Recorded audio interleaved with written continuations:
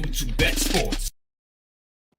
What's up, guys? Welcome back to Dudes Who Bet Sports. Thursday, if I get it right. Thursday morning, kicking off like always. We used to do Wednesday. All right. Well, you said it last week. We've come to the makeup portion of the season when it comes to sports, as in we're just going to make up stuff to talk about, right?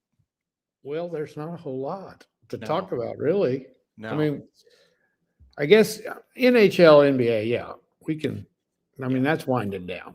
It feels like we're 2 weeks away from NHL, NBA like playoff content, and this is kind of the in between right now for sure. But there's still a lot of seedings to settle and things like yeah. that. So that we can talk about. Baseball's a little too early to talk about yet. You got to get almost to Memorial Day before you can really start seeing some stuff. Into the end of April, maybe, but there's just too many things yet to be settled in baseball. 162 games. It's got to iron itself out. The cream will come to the crop eventually. Absolutely, There's a lot to kind of unfold. I think is the right word to say. It's too early to see.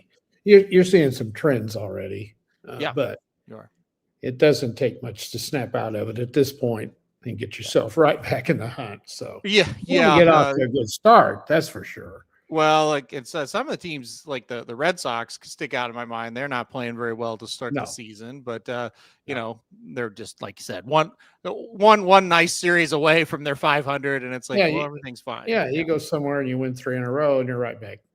Right. Feeling good about yourself. So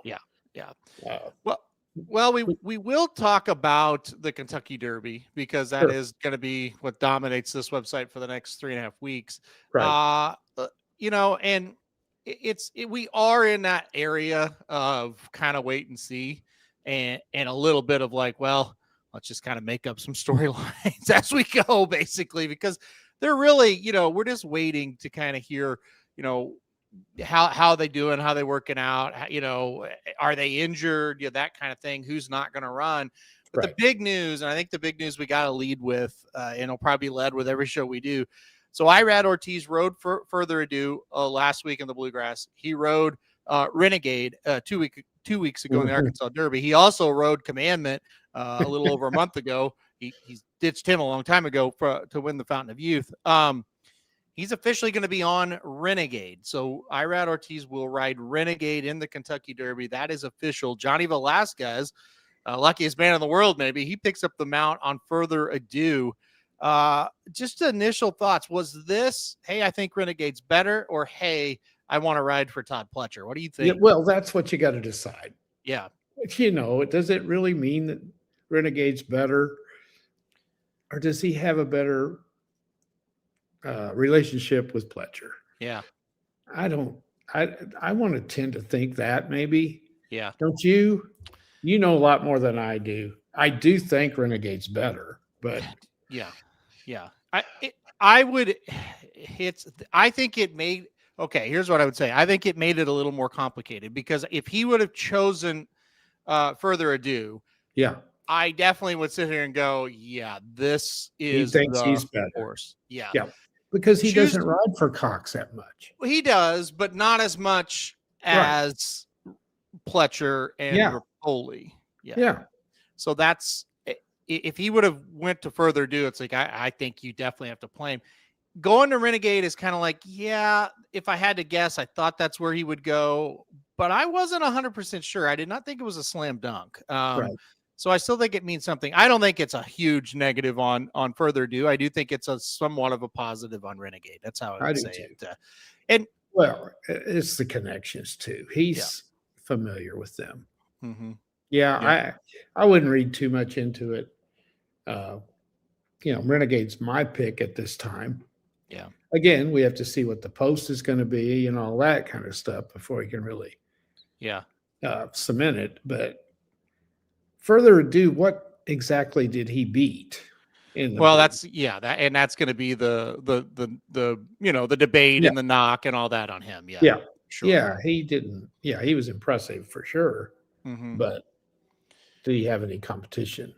Well, I mean, last week, if you watch this show, if you watched blinkers off, Veasan at the track. Basically, I said, well, I expected him to win by multiple lengths because I was not a believer at all in Reagan's honor. And if you're not a believer in Reagan's honor going into that race, you look at the other horses, it's like, well, even further ado, Randon Tampa is going to win this race pretty easy. Exactly. He made a big. I thought he was still very good. Like, he was. And I think he should have won easy, and he did. So right, yeah, he did what he was supposed to do. They can't control that class president got hurt, right, or didn't run, whatever. Right, they can't control that. So, yeah, I mean, no knock on him, but no, I don't think he beat what Commandment beat, for example. He didn't beat the Puma. No, and that's the thing. And well, when he raced the Puma, he got beat, right? But it's not as easy as that. It's more convoluted because it was first race off a long layoff. Brad Cox was saying before the race he's probably a work or two short from being where we really want him. But if we want to run in the Derby, we got to get him going, and this is the spot he's going to have to run in if we want two preps. So I get all that, and he's definitely a favorite. I think he'll probably, be the second choice now with the scratch, or not the scratch, but with the choice of Irad going to Renegade. I now think, Further Ado will be the second choice. I think if Irad would have picked Further Ado, he would have been the favorite. Yeah. One thing I'll say though, and we were talking to John a little bit about it yesterday. Buyer speed figures get bet very hard. He got a 106 buyer, so I think he's going to get bet hard there. It is, Brad Cox and Johnny V still very good connections. I think that'll get bet. The Bluegrass winner tends to get bet in the Kentucky Derby. So there are other factors. I do think it'll be close on who's going to be the favorite in this race. Who is riding Commandment? And there's the other story, and I'll put Kevin's comment up here now. He goes, I wonder if this is the first time a horse will have three different jockeys in stakes and have won the first two coming into the Derby. And not only has he won them, he won the Fountain of Youth and he won the Florida Derby. The circuits we've said have been the strongest and the deepest all year long. He wins both of them. He loses his jockey in the Fountain of Youth. Irad goes and rides Renegade. He gets Flavian Pratt, and now Flavian Pratt's going to go ride Emerging Market. It'll be Luis Saez who's going to be on Commandment. This is a wild story. And I said yesterday to somebody, I said, it'd be the funniest thing ever if Commandment wins and the two best jockeys in the country said bye-bye to him. He could win too. That's the thing. He's kind of getting left out, don't you think? Mm-hmm. In this discussion, anyway. I mean, that horse has done nothing wrong. So no, not only has he done nothing wrong, he's done everything right. Exactly. And we're not even talking about him. No, and Saez is a pretty good jockey. He's pretty good. He's he's definitely pretty good for sure. Yeah. It's funny because it's like the biggest part of me is like I don't know that I can support, not support the horse. I'll have horse. I'm going to have him in the top 3 or 4, probably top 3. But it's like, I don't know if I can bet him to win with those two guys jumping off of him. But I can't, you go back and watch the race and say he held on to the same jockey the whole time. Mm-hmm. Poke a hole in Commandment. He rallies up the inside in the Fountain of Youth. And everybody's like, oh, easy trip. He'll lose next time. Well, he's close to last, if not last in the Florida Derby all the way around there. He makes a wide rally this time, wins again. I think he's a really nice horse. He is. If he wins, I don't know how you could say you were shocked about it. That's for sure. I don't either. I think he's in there with a big chance. So exactly. He's definitely going to be the one that's kind of forgotten about that shouldn't be, for sure. All this talk over Irad, and it makes sense, but Irad has never finished in the money in the Derby. Johnny V and Luis Saez have both crossed the line first. So, it is a good point by Mark. Kevin texted me immediately. He's the one that told me that it was official, actually, but he texted me, and his immediate reaction was, I love Johnny V on Further Ado. And I was like, yeah, I do too. Yeah. If you would have posed that question to me about Irad never finished in the money in the Derby, I would have lost every dime I have in my pocket right now. Saying yes, he would have. Yeah, he would have. Would have. That's unbelievable. Yeah. Don't you think? Yeah. Yeah, it is. Really It's weird. crazy. I would have never thought that. Never. I would have to go back and look at who he's been on because I can't remember who he's been writing. You would think he would have been on some good ones. You would think for Yeah. sure, but I would have to go back and look. I really don't remember who he's been on. Dennis says Irad's writing style, in my opinion, doesn't fit the Derby. Go ahead and explain that. We'll read it. That's total bullshit, Dennis. It's a stupidity to the highest degree, but I want him to explain it because maybe he'll teach us. Yeah, I mean, I what is Irad's riding style? Just to kick everybody's ass? He gets on the best horse and he wins. Usually, I couldn't tell you what his riding style is because, I mean, I've seen him win on all kinds of horses. I think his riding style is this: he gets on the horse, and when they're ahead, he whips it a couple of times and he wins. I want him to explain it though. Maybe he'll give us some insight on this. So that we haven't. I'm trying to think like a jockey. What is my riding style? I mean, like when I think of Irad Ortiz, I think, yeah, he's pretty versatile. He could do whatever. He's pretty dirty. He herds horses. He's not. I don't think he's. I mean, I don't know. I think he's pretty aggressive. Let's just call it that, right? Yeah. He's probably a little patient. But I don't know that would be a bad thing. When I think of Irad Ortiz, I think of cutting people off in the stretch and, not getting disqualified in times where he probably should have, and, hurting horses and stuff like, not hurting, but herding horses and stuff like that. I don't think of any specific style that's quite different from anybody else. Well, I'll just say this. I'm certainly not an expert. If I had a horse and he wanted to ride it, I would say, get on it, buddy. Well, yeah. I mean, what else do you want me to do? I would call probably Flavian. I mean, I wouldn't have a horse that either one of them would ever even think about wanting to ride. That's for sure. But if they did, Flavian Pratt, Irad, that'd probably be the first couple, and then you go after that. I mean, when Kelly was bringing Ain't Life Grand over for the Travers, he was like, well, first thing we got to do is get a jockey. I was like, well, just call Irad. He'll ride. Yeah, him, right? He'll ride this Iowa bred coming up here, right? Yeah, I'm sure he would be interested. Yeah. Okay, here you go. Here's the explanation. That's what we went for, and then we'll move on. Well, exactly. His aggressive style doesn't work out in the Derby. At least recent years, making early moves hasn't worked in the Derby. Normal races, it works. Okay, there you go. Derby 20 horse field. I don't feel like that works too well. So there you go. Okay. I'm not even gonna. If Irad ever rode Husker Butch, that would be amazing. That would be amazing. Yeah. He would probably throw up right when he got off the horse.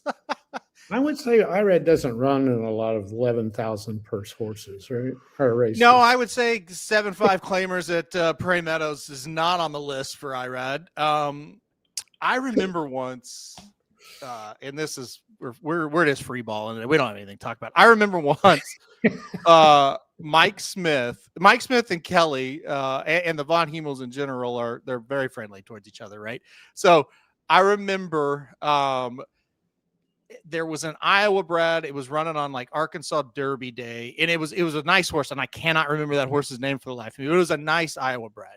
And so what Kelly was doing, let's get a race here at Oaklawn. And then when we get up to Iowa, that horse will be ready to run big. Right. And the horse was good enough to like somewhat compete, but it's like, we're never getting better than like fifth out of 8 or 9 horses in this race. Right.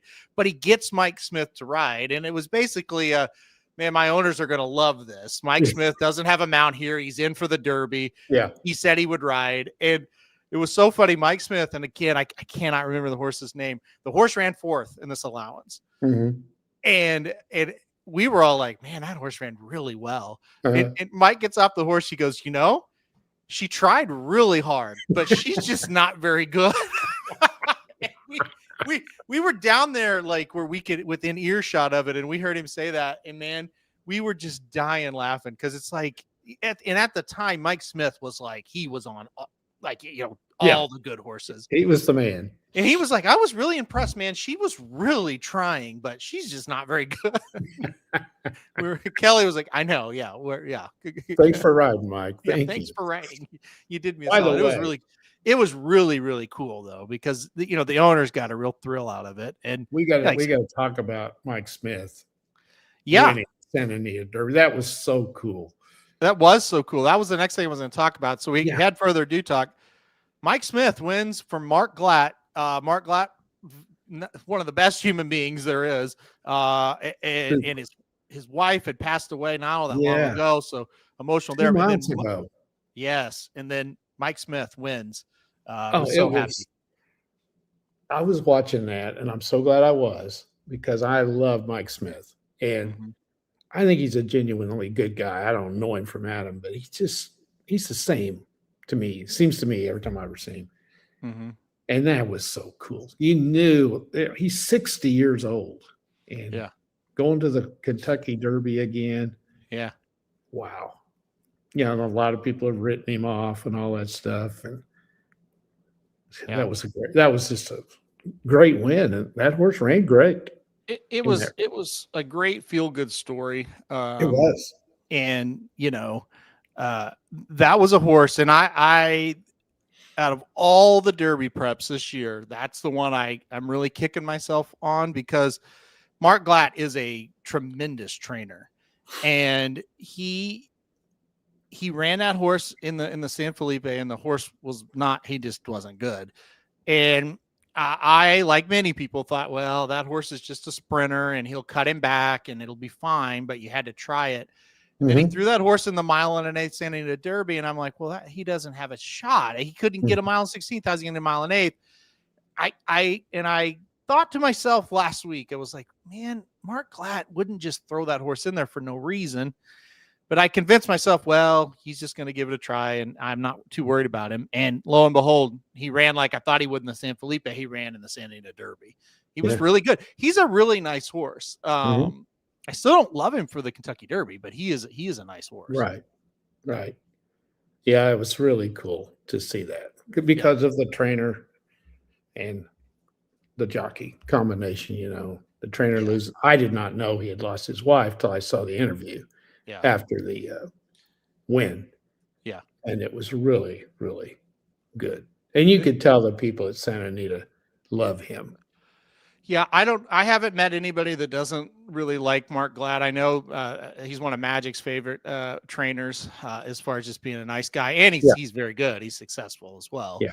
I met his father at Emerald Downs when we went up for John White's Hall of Fame thing. Yeah. And that was his first Derby horse? I want to say yes. I may be wrong on that. I can't remember, but I wonder if he's ever won the Santa Anita Derby. I don't know. Okay, he didn't act like. I mean, he was thrilled. Yes. Yeah. That was really cool. I'd say he's a good guy. His dad was a very, very, very friendly guy too. When we met him. So anyway, it was very, very good to see that. And, look, I think, Baffert's horse, Potente, I thought he ran okay. I think, if So Happy doesn't run that kind of race, Potente certainly is going to win. There's nobody else around there. So I do think you got to give Potente some credit. I thought he ran well again, but he just wasn't a match. So, let's see. First Derby horse for Glatt, according to AI. Yeah. Okay. I am 95% sure that would be his first. I certainly can't remember it. He kind of, he's definitely last, let's just say 5 to 10 years, just to throw out a kind of a generalization. He's definitely getting better and better horses each year. So it's kind of fun to see that. Yeah. When I first kind of noticed him, and he was it was a lot of claimers. He had a lot of claimers, but seems to be getting better ones now. So yeah pretty cool. Well, that's a great story.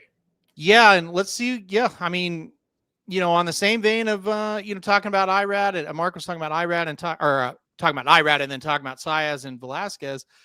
Mike Smith's won this race a few times, and I know he's way over the hill according to a lot of people, but he has won here before, so Yes, he has. never a bad thing, I guess. With that, he's you don't overlook him.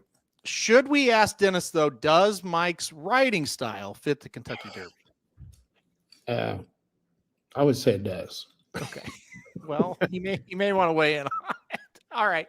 Oh man, we know we love you, Dennis. We just we do. All right. We're gonna give you some shit. Yeah. Well, if we did a show and we didn't give Dennis some shit, it wouldn't be. That's right.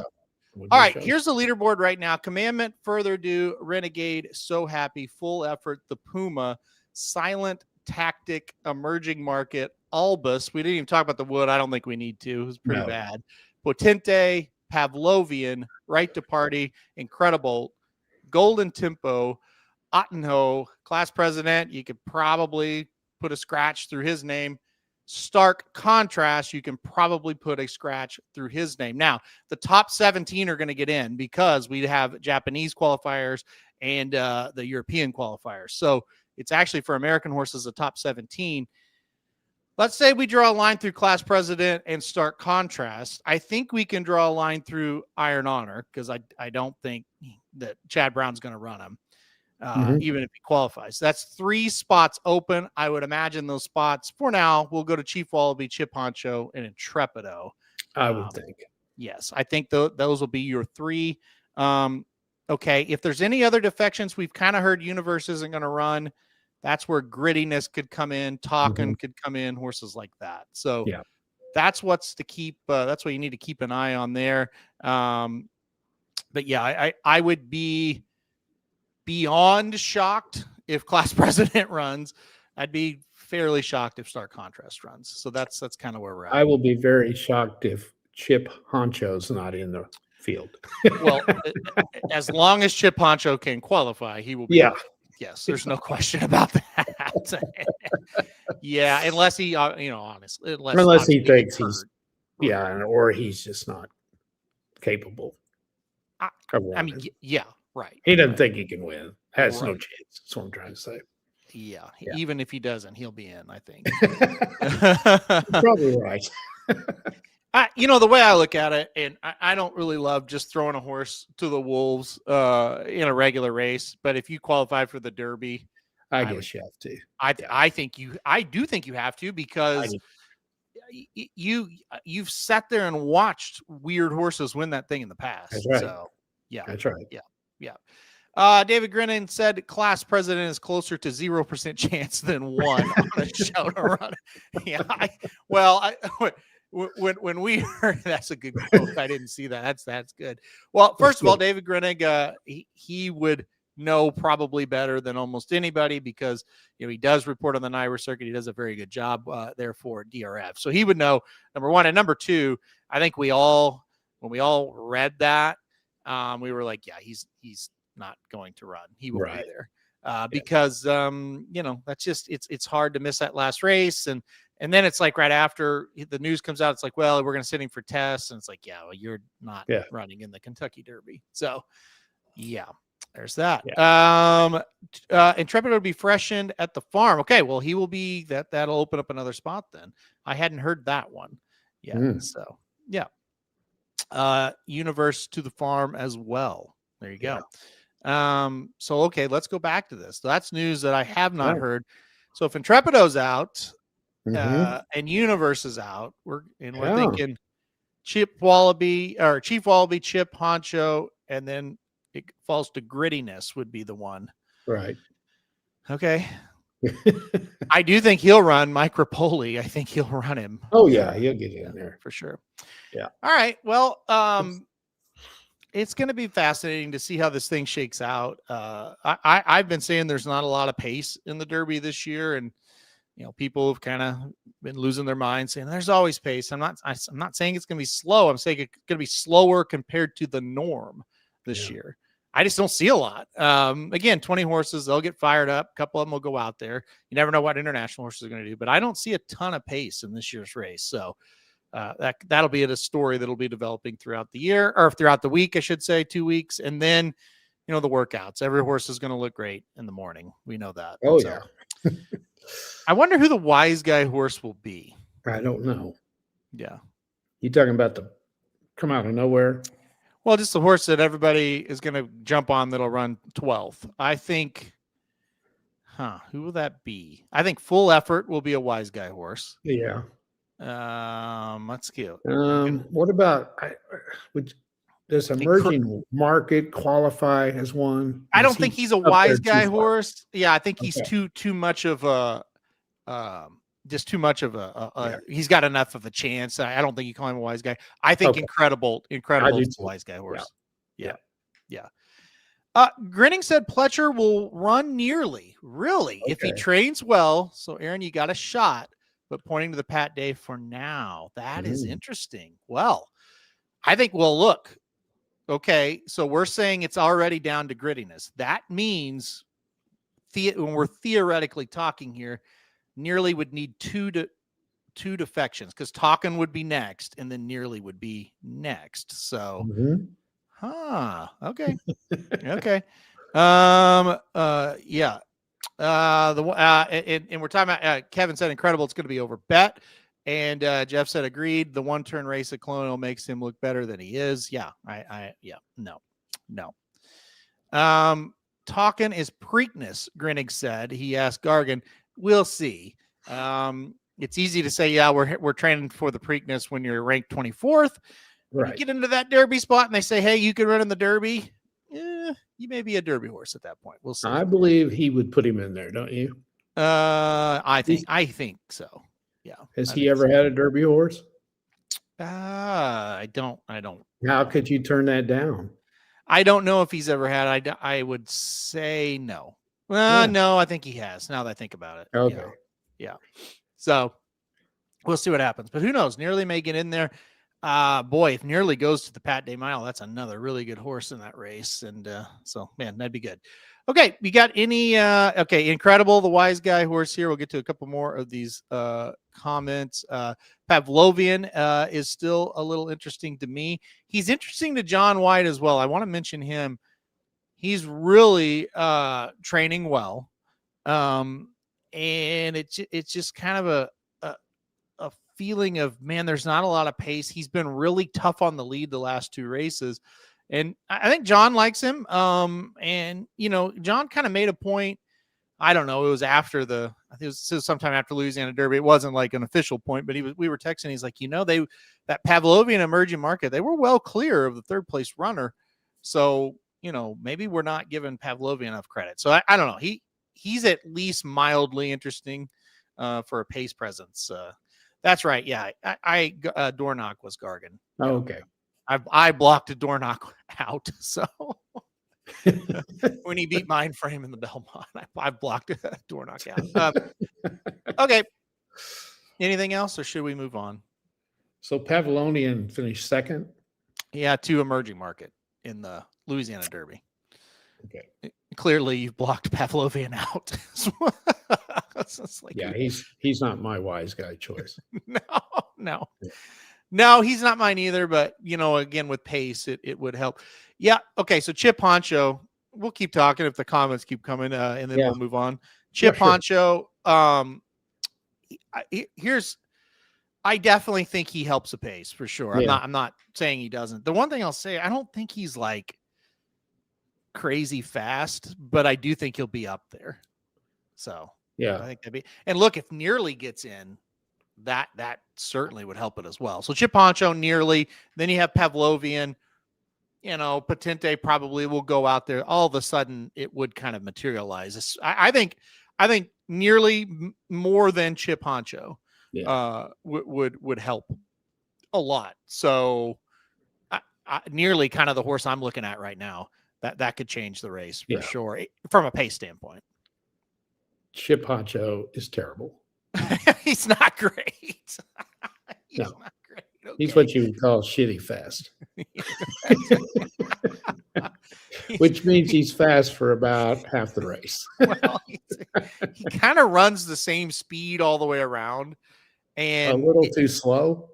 Yeah, no, I mean, he's kind of just like a grinder. Like if you run 48 and change to the half, he can be on the lead. Like that's what he's going to do. But if you run, he's going to run 48 and change to the half every time. Yeah. Right? And he's kind of just going to go that same speed all the way around the track. Yeah. That's kind of him. Yeah. At He's least that's how consistently slow. Yeah. I don't think he's consistently slow. I think he's consistently kind of just average. He's and just there. If he runs in a race where the speed doesn't materialize, he can get the lead, and then he's not really going to come back to you. You have to go catch him. Now he's not running that fast, so you can catch him. Yeah. That's kind of who he is. I mean, I think he probably dreams of being Shackelford, but the running style is similar, where Shackelford was kind of that horse. Actually, he was a lot more talented than Chip Honcho, but he did kind of get out there. He'd get in front, and you'd have to earn it, basically. Yeah. That, and it's still a hard comparison because, I mean, Shackelford was really pretty good. Yeah. But it's close. You got to watch Chip Honcho as a 4-year-old. That's where Asmussen will get him going. Yeah. Well, I mean, it's hard to disagree because that's kind of what he does. know, every year it seems like, oh, that's that horse that also ran in all the Triple Crown races, and he just won the Oakland Handicap. So, yeah.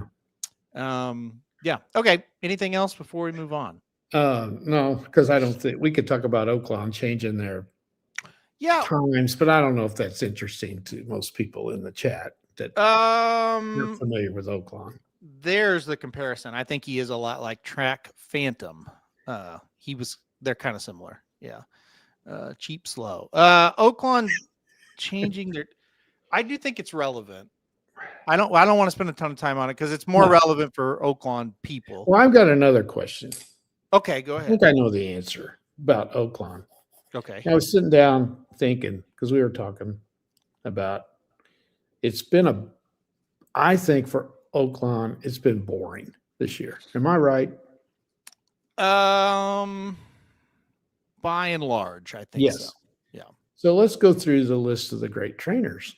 They don't have any that don't have their stable there. No. Right? Well, what I think's happening, the Asmussen and the Coxes are there, like they're both there, but they don't really bring their good horses until Fairgrounds is closed. Yeah. Okay, so there's two of the best trainers. Yeah. But they don't have their best. Right. And Asmussen's down. Yes. At the 3-year-old level. Yes. Okay. And he has more horses than Cox. Yes. To jump in again on another point, Cox has really changed because he's also at Gulfstream. And that's hurt Oakland. And it's hurt Fairgrounds, in my opinion, as well. Right. Because if you look at the local horses at Fairgrounds, they stunk this year. Okay. But in past years, he may have had Commandment and Further Ado down there, right? That's what I'm saying. Yeah. He is changed. I think him moving to Florida hurts both of them. Yeah, because they may have had one of them and the other one had the other one. Yeah, he probably would have split up Commandment and Further Ado, and they would have ran. Yeah. So him going to Gulfstream has hurt big time. Yeah. Say what you want, but D. Wayne's not there anymore. And he usually had something that was interesting. Right? Mm-hmm. Yep. So he's no longer there. Pletcher just sends one every once in a while. Right. Yep. Baffert does. Right. Chad Brown never does. No. Bill Mott. Rarely. Yeah. Okay. Who am I missing? Baffert. We said Baffert. DeVoe. Yeah, she's Fairgrounds. She never sends anybody up there. Nope, she's at Fairgrounds. Yep. Yeah. Who am I missing? No, I think you've hit them, pretty much all of them. So, of course, the problem with Oakland is they don't have a turf course. Right. And that's why you're not seeing Chad Brown, Cherie DeVoe, because they have too many turf horses. They're not. That's right. Yeah. So it's killing them. They've got to figure out a way to get a turf course in there, and their present layout, they can't do it.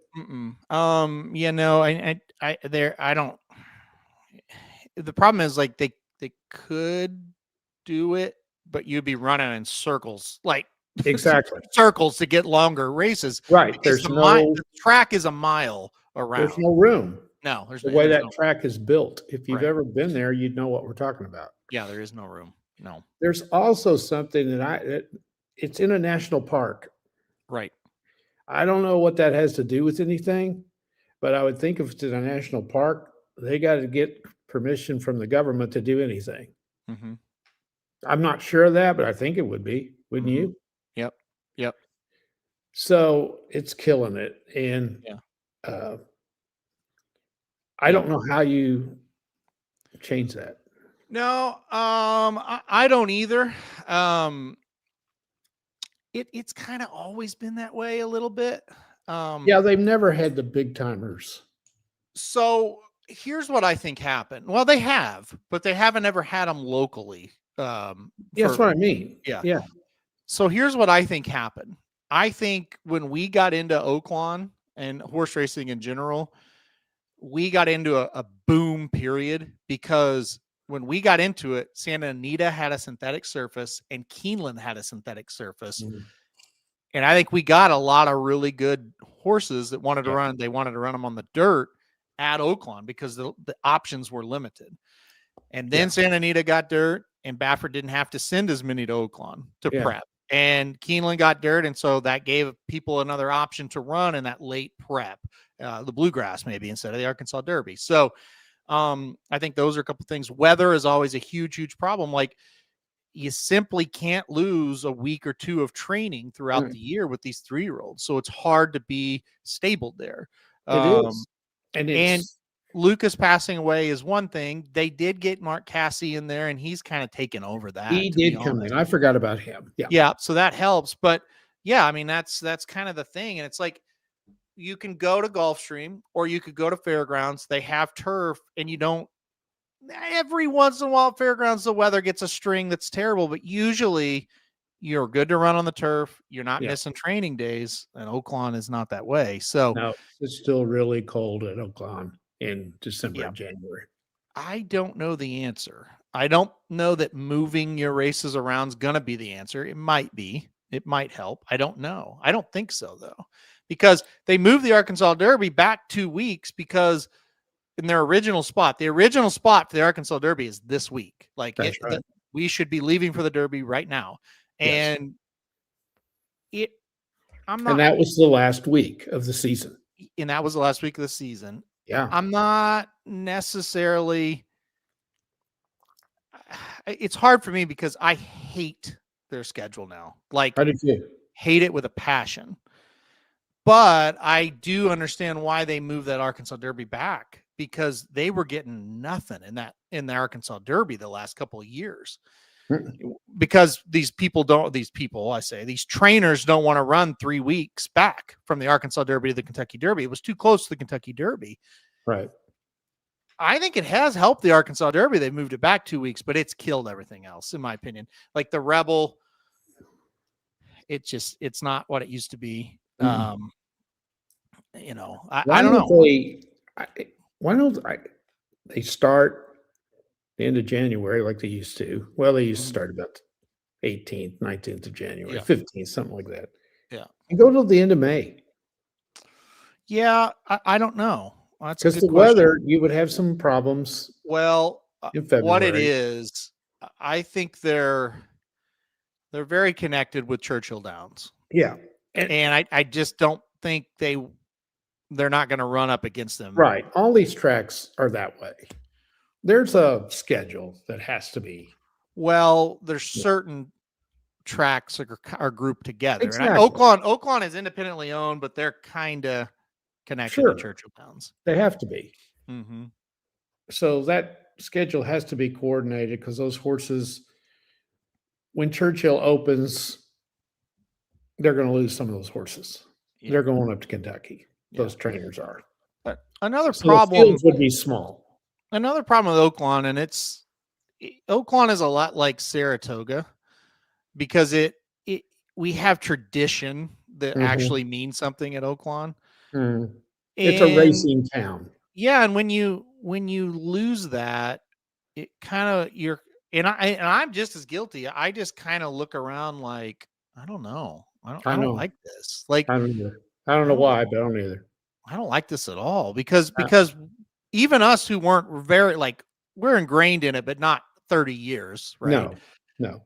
It's just like, yeah, this is the weekend that they run the Arkansas Derby. Oh yeah. Like, I don't like Yeah, it. it's You messed know? up. And it would be like, if you're listening, you're like, well, I don't really understand. Well, if you like Saratoga, pretend they ran the Travers on August 2nd instead of the last weekend in August. That's not the Travers. No. That's the Whitney, right? You know what I Yeah, mean? Like, that's when they run the Whitney. That's not when they run the Travers. You would hate that, and I get it. I yeah. understand it. So But I'm anyway, sure they're still drawing well yeah, because the thing about Oakland, it's a lot like Saratoga. It's a destination, right, yeah, and people have been going for years. right. And when you go through the parking lot at Oakland, there's hardly any cars in that parking lot from Arkansas. They don't have Arkansas license plates. They're Mississippi, Louisiana, Missouri, tons of Missouri, It's a destination, like you said. Oklahoma. Yeah, They go down for the weekend. Some of them go down for a week yeah, because Hot Springs is pretty. And yeah, it's just something you've always done. So they're not losing any crowds. That's yeah. for sure. But the quality is not what it used to be. Yes, 100%. Yeah, it's funny. I always tell people there's 4 times or 4 places where I might be walking somewhere and somebody says, "Hey, racing dudes," and it's Hot Springs, Yeah. it's Saratoga, Yeah. it's Remington. Lexington/Louisville. I mean, that's I Mhm. kind of count that as one, and then wherever the Breeders' Cup's at. Those are the 4 Well, times. usually Remington, they know who you are. Like, not a fan won't come up and say anything.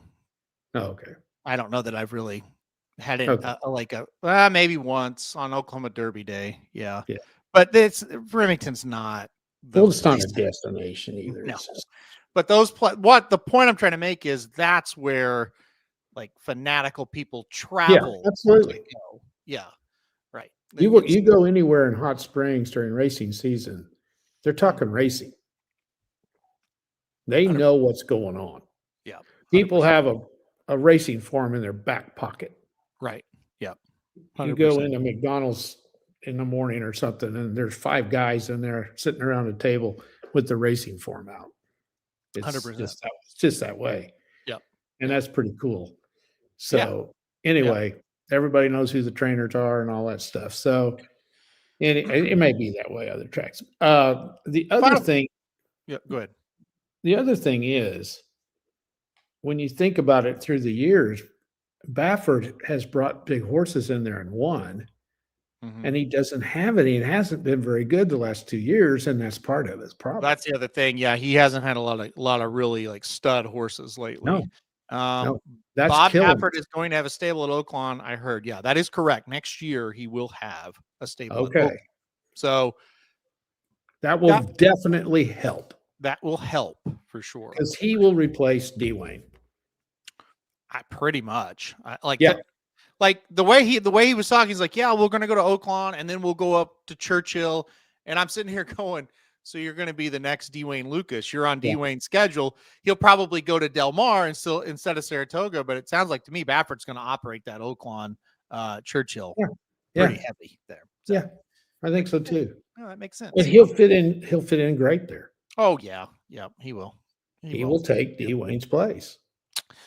All right. Well, we've done a good job talking about the Derby. I think that's good. Thanks for the comments. Talking about nothing. Yeah.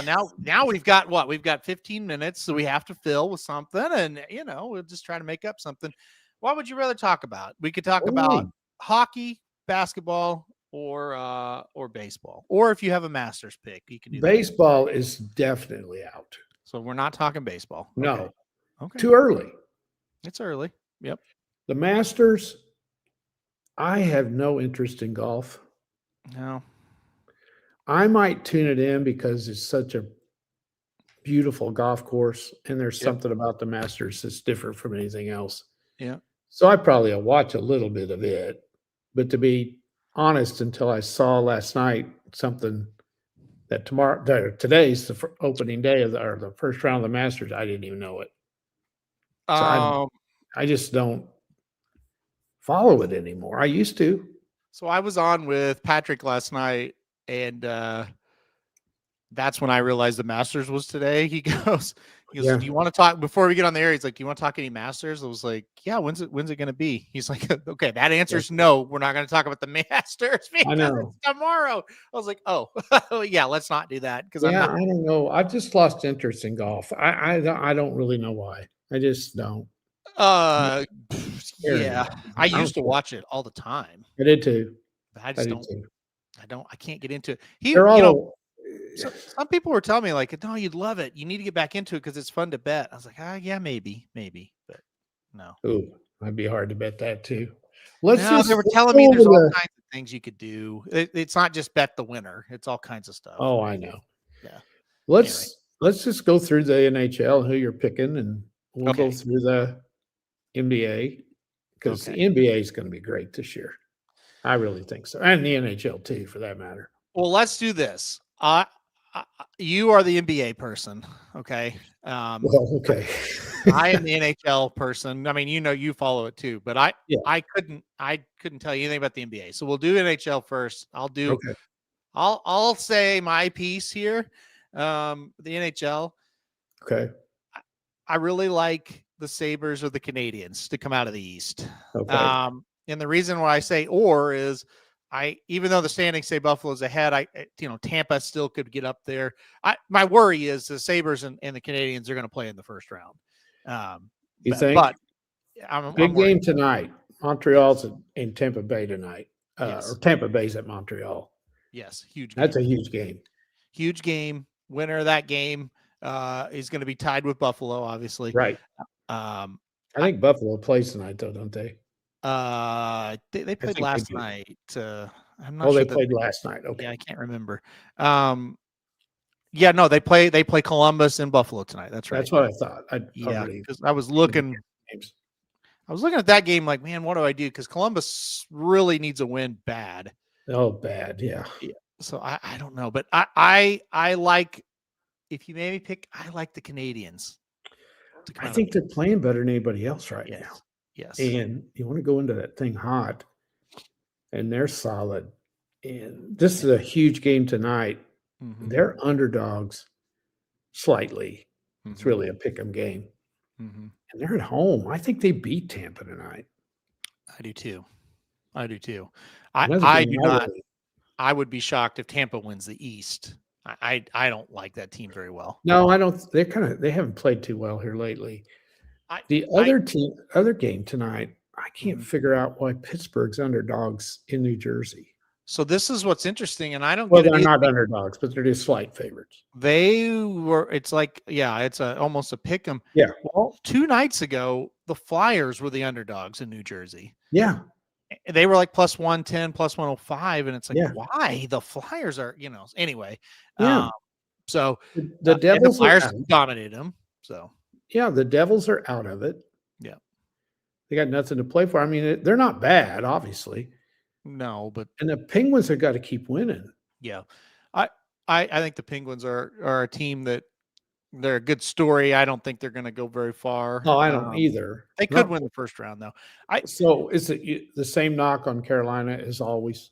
Well, yeah, I think they're better, though, this year. I think they could score. I think this is their best chance to make the finals in quite a while, because in the second round, they're going to take on a team that's probably worse than the team they're going to have to beat in the first round. So that's what's getting interesting. The Flyers or the Penguins are who Carolina will play in the second round. So who are you looking at in the first round?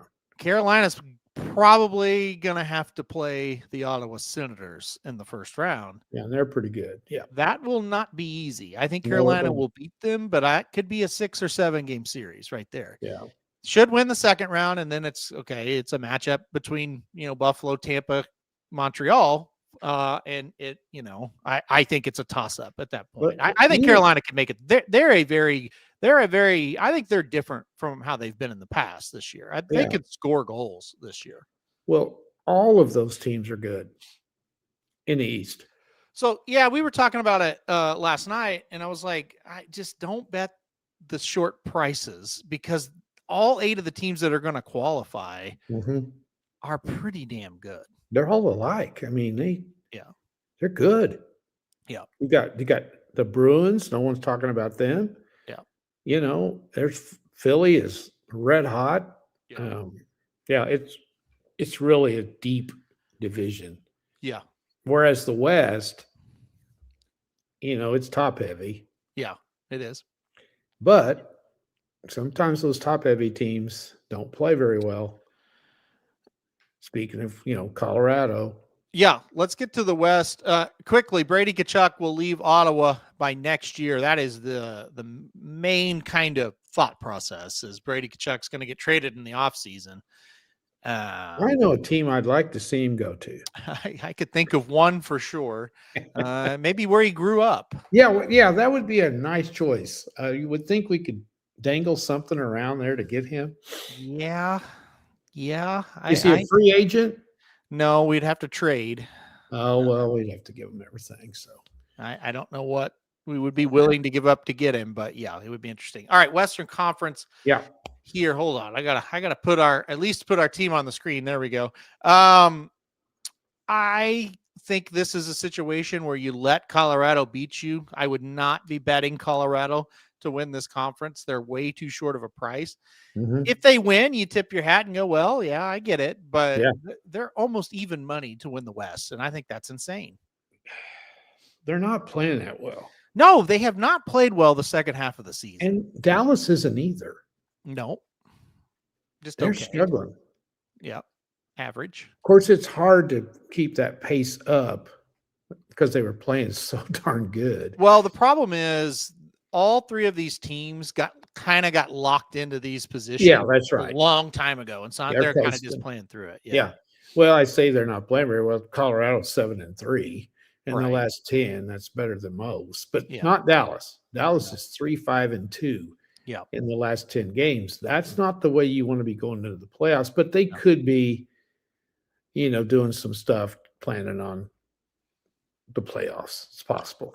I like Minnesota quite a bit. That's the team I'm backing. Well, they're another one I do too, but they never do well in the playoffs. No, they don't. They don't.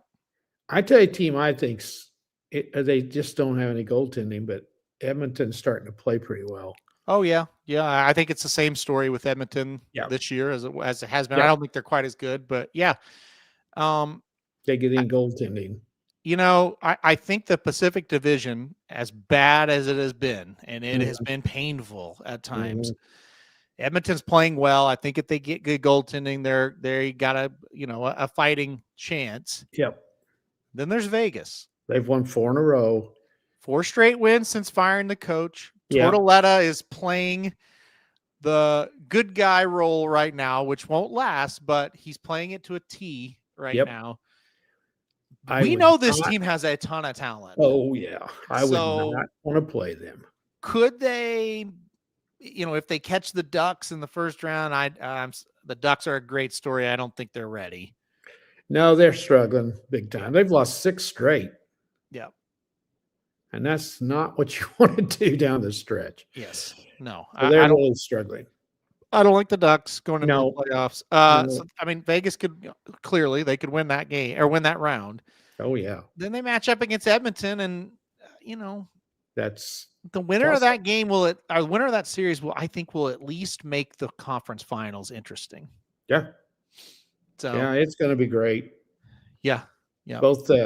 I mean, the East obviously has the most balance if you look at the records. Because the top 3 in the West are far and away better than anybody else. Colorado, Dallas, and Minnesota all have over 100 points, and the next one is Edmonton with 90. So if you go that route, those 3 should cruise, but we know they won't. So it's just the way it is. So 2 questions, and we'll end the hockey talk. Who do you think gets the final spot? Nashville, LA, San Jose, Winnipeg, or St. Louis? Nashville, LA, Winnipeg. I like the Predators. Yeah, I do too. I just think they're better.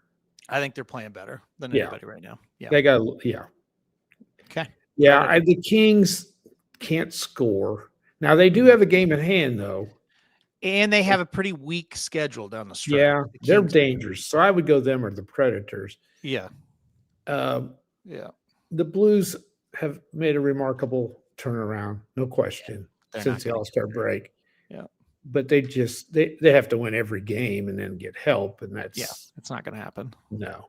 The Jets, a little bit better situation. They're playing pretty well. Now tonight they play the Blues, so Jets in St. Louis tonight in what is essentially an eliminator game, in my opinion. It is.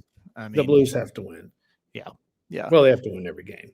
Yeah. Last thing, and still are in there too. Yeah, I just think they're like the Ducks. It's just they're right on the fringe. They're just a little too young. Yeah, they've had a great year. They have. I've enjoyed the Sharks immensely this year, but what an improvement in 1 year. Yeah, they need to make some good offseason moves, and they'll be there next year. That's right. They're young. I do want to speak on this because I watch every Vegas game. And Kevin B said firing a coach this late is wild to me. It is wild, but here's what I'll tell you.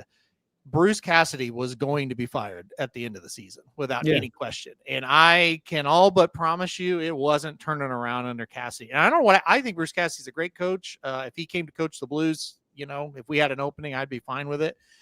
I don't know what happened there, but that team, they just never looked good all year. It's just sometimes the coach's personality doesn't meet the personnel.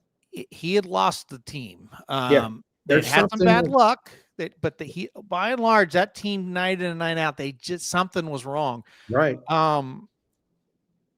I do like Cassidy, but I also, when they made that move, I thought it made a ton of sense. And here's why. If you're going to fire him at the end of the year and you're kind of saying, well, we'll get into the playoffs and then we'll be out in the first round, why not try this? Exactly. It can't really go much worse than it's win. And you might laugh, but this team's lost 42 games this year, right? Now they lost 16 of them in overtime or shootout, but it's a loss. 42 times this team has lost. They're better than that. So you might as well try. And I actually totally agree with the strategy. Don't just hire your assistant or whatever. Go get a maniac. Go get a guy that no matter what happens, people are going to look at it and go, well, it's going to be interesting. Mm-hmm. And see what happens. And if it was a total flop, just get his ass out of there and go get the next guy you want. Yeah. And if it works, let him hang around long enough until he gets himself fired, because that's what he does everywhere. I actually think it was a really good move. Well, obviously, yeah. Well, and it makes sense because I know it's easy to say it now that they've won 4. I know, but I'm saying it makes total sense. I was in Plattsburgh last week when he got fired, and I didn't know, I wasn't following it, and I got a text. I was like, "Wow, what do you think about this?" I thought, "What?" And I looked at it, and I thought, "No, I think that makes sense, actually." Well, if you're going to fire him anyway, you might as well shake up the team going down the stretch and see what happens. Yeah, I think it was just like it's ran its course, and we probably should have done it 20 games ago, but he had that Stanley Cup, and we wanted to give him a chance after the Olympic break, and it's just like they were awful, and it's like, just try it. They weren't. I wouldn't say that like the New York Islanders firing Waugh to get DeBoer in there, idiotic. That's just to me, it's not the same, right? Yeah. When you got a team like Vegas and it's like, look, if we can get a burst out of these guys, we actually could make a run because we've got a lot of talent. Yeah. And I was 100% confident that was not turning around. Right. Well, you try it. I was all for just trying it. And I had, to be clear, I had no expectations that they were going to do anything, but it was worth a try, basically is what I'm trying to say. So it's crazy. I agree. But in that case, I actually think it made sense to try it. So, all right. Well, we've hit an hour. You can talk NBA if you want to. I'll pull it up. It's up to you. Okay, we'll do it real quick. Oh, I was hoping you would say no. Okay. NBA. We're going to talk about the NBA. Okay. I know you don't watch it much. I think these playoffs are going to be the best we've had in a long time. Okay. People are telling me that. Yes. People are saying tune in for the playoffs. They're going to be good. They are. Okay. Well, here's the East. The West has the better, they have the 2 best teams. Okay. I'll go to the West. So we'll go real quick to the East, just quickly. Okay. I'll go to the East. Okay. Okay. Detroit's sitting up there 58-22. Mm-hmm. But I don't think a lot of people are impressed with them. I don't know why. Mm-hmm. It's a pretty good record. They've been consistent all year long. Most people, I think, are going with the Celtics because the Celtics have been hurt. If they can get everybody back, they're probably the favorites. And then you get the Knicks and the Cavs that are really good. There's a team, the fifth place team, the Atlanta Hawks, have been red hot. Okay. But they have lost the last two, thank goodness, because I bet against them both nights. But they've been tough road games. They traded away Trae Young, and they have played fantastic since they did. I think that's interesting. I don't think that's a good thing for Trae Young. Where did they trade him to? To Washington. Are they terrible? They're awful, but they were awful before they traded him. Yeah. So I don't know what the deal was there, but they traded him, and they took off afterwards. So that's odd. They have a lot of talent. So young talent. Another team that's played great is Charlotte in the last part of the season. They have really played well. And they're going to be in the play-in. So who knows? Well, they got a slim chance to get out of that, but I don't think it's going to happen. But it's the West where it's at. Because you got the Thunder. Yep. The Spurs. Denver. I would not want to play Denver. Mm-hmm. If the Lakers get healthy, they were rolling. And then guess what? Luka got hurt. I think we've heard that before. Yeah. He was playing out of his mind before he got hurt. Mm-hmm. And they also lost Austin Reeves, who is a superstar. Well, now you're talking why they're in the slump, because he's their best player. That is why. But if they get him back for the playoffs, I would not want to play them. Okay. Because they still got LeBron as well. Houston is sneaky good because you got Durant. Yeah. And I know he's getting old, but I kind of like him in the playoffs. And they've won 7 in a row. They're peaking at the right time. And right now they're tied for 4th with 50 wins. Yeah, that's crazy. And then the Timberwolves are dangerous. Isaac was on text earlier in the chat. Uh-huh. I don't know if he's stayed with us about Golden State. Uh-huh. They're in the play, and there's no way they can be higher than 10th. But they got Steph back. Right. And he's been out for a long time. They're nothing like they used to be. Yeah. But I'd hate to have to play them in one of those play-in games, wouldn't you? I would, yeah, for sure. Yeah. I would really hate to play them. Yeah. And I think they could go through that.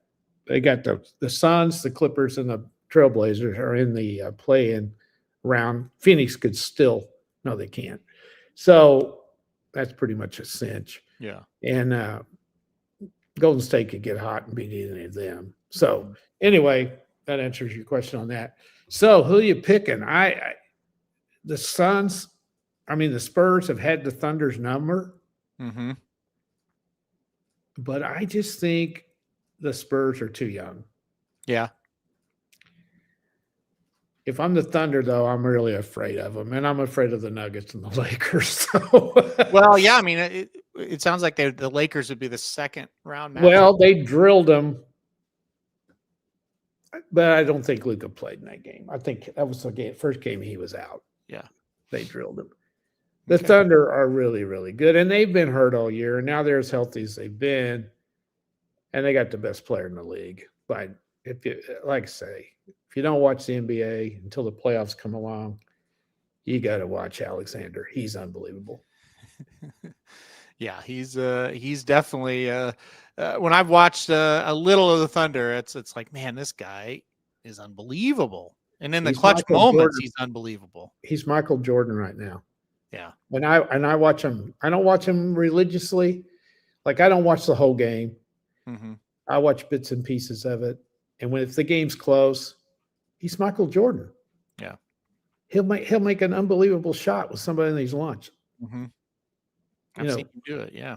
He can do it. He's not that big, and he gets beat up. And here they are. They've won 7 in a row. But look at the Nuggets. They've won 10 in a row. Yeah. Yeah. They got a pretty good player that plays for them. So he's not bad. Yeah.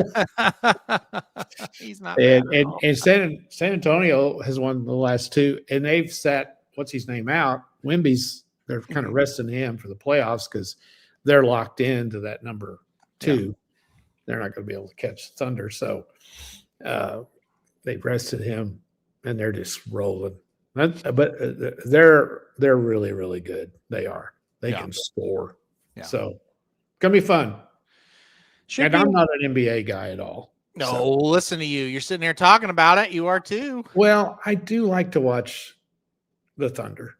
Yeah, I do, and I bet a lot on the NBA, and so that makes me watch it a little bit. Yeah, you and John, John's bets a lot on the NBA too, and you guys both do good. I don't know. It makes me think, man, should I be watching this? But I can't. Well, I can't. I've had an absolutely abysmal year in hockey. Yeah, have you? I can't even get them right to win, let alone. I'm hitting it like 55% just winning. Well, that Edmonton game you lost the other night. Yeah. That was one where it's like they had a huge lead and they just suck. I know that happens, and like if there's 10 games in a night, if I get 5 of them out just to win, not points or all that puck line and all that crap, just to win, it's been a good night. And baseball's starting off just as shitty. Well, it's early. I wouldn't get too worried about baseball yet. But you're still kind of with baseball. Like you said, there's a lot that has to get sorted. Oh, I know. Yeah. But NBA, I'm hitting it like 70% to win. Yeah. Well, just keep on That's doing good. That is great. There, just keep on doing that. Call them up, have them extend the season for you, maybe. I know. I don't know what I'm going to do. There's going to be nothing to bet before long. The NBA every night, the playoffs start, so there won't be that many games, and then it's hard to bet when you get into the playoffs. That's for sure. It's funny because when the Olympics were here, I was like, oh man, this is going to be awesome. And my buddy Patrick goes, no, it's not. You're not thinking. And I said, what are you talking about, Patrick? This is going to be amazing. He's like, what do you do every night? I said, I watch hockey. He goes, what do you think's going to happen? So there's not going to be any hockey on for like 2.5, 3 weeks. He's like, it's going to be awful. I was like, oh. I was sitting there thinking the other night, okay, I got till the first week in June because there'll still be hockey and there'll still be the NBA. Yeah. And then from June all the way to September or early or late August, it's nothing but baseball. Yep. I mean, by that time, you will have some idea who's pretty good and who's not, but still. Yeah. Anyway. Yep. It's crazy. But do the Rockets still have Yao Ming? I don't think so. Whatever happened to Ja Morant? Is he still playing? He alternates between prison and no, does he really? I don't think he never went to prison, did he? Well, he should have. Probably. He probably should have. He's hurt. He's hurt. Okay. He is hurt. Okay. Yeah, he's always hurt. I don't know whether he's hurt or it's his feelings that are hurt. Well, there was a time period that's going to be both. There was a time period where you were betting him almost every night, and he was unbelievable. Yeah, it was like automatic, and then the gun thing happened, and then the gun thing happened again. I feel like, and I think he probably will be on another team next year. And I'll tell you another thing: if I was the Pelicans, I would dangle Zion out there and say, who wants you? Who wants him? Yeah. This guy is hurt all the time. All the time. Same thing with the Sixers. Embiid, every night, questionable. Yep. And what's his name? Can think of it at Milwaukee. The big guy. I can't Giannis. Yeah. Giannis. Yeah. Hurt all the time. Yeah. You don't want guys like that.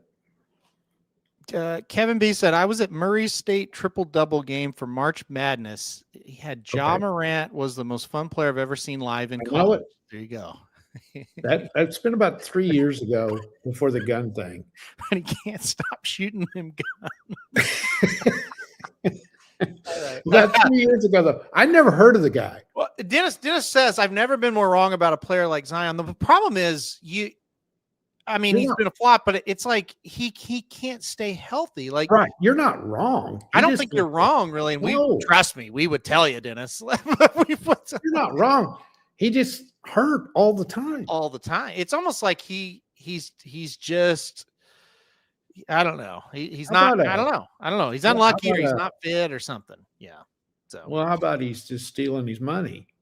I don't know. I never liked him very well, but yeah, I never heard of Morant, and I was kind of following it, and I've seen the Grizzlies are winning all the time. Yeah. And this guy's scoring 30, 35 points. So they were on one night, and I watched him, and he scored like 40, and he was making, like you said, it was just incredible shots from he had everywhere. A window. He had a window there of about 40 games. He was unreal. He was the best player in the league there. And the Grizzlies made a run and made the playoffs, and then got in the playoffs and upset somebody in the pretty good, and almost won the second round. Yeah. And he was just incredible. Yep. And now he's an afterthought. Well, he got it. into the streets of Memphis. Yeah. Okay. We can blame Memphis, and this probably should, but he also, he obviously he has issues. He's got some issues. You think? You don't. Yeah. It's bad. That's the other thing about Shea Alexander in Oklahoma City. He is as level-headed as there is. Correct. Yeah. Of course, in Oklahoma City, what else can you be? Yeah. Well, again, it's not the city's fault. It's the player. No, it's just, those players down there, they fit in, and I don't know if they fit in, but the city loves them, and they're gods, and they love it there. So correct. Yep. All right. Well, we got to go. I got another show to do here. Okay. At 11:30, so I get to go get my taxes done today. I am really looking forward to that. Hopefully you have better news than I got this year. So, well, usually I just take them and drop them off. Mm-hmm. But I decided this year I'm going to sit down and we'll have a little sit-down meeting. Oh, okay. Well, I got make sure some things are squared away. So I thought I'd just go talk. That's why I put them off so long. I couldn't. Mm-hmm. She's so busy. I don't know that she works full time, but I called like March the 4th or 5th. Mm-hmm. And the first opening she had for a sit down was today, April the 9th. Well, that's about anybody. That's how. Okay. Yeah. Well, I didn't want to put them off this long, Yeah. But, oh well. Anyway.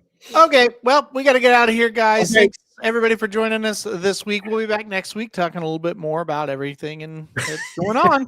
So, all right, guys. Thanks everybody for joining us. Everybody have a good rest of your day, and we'll be back next week.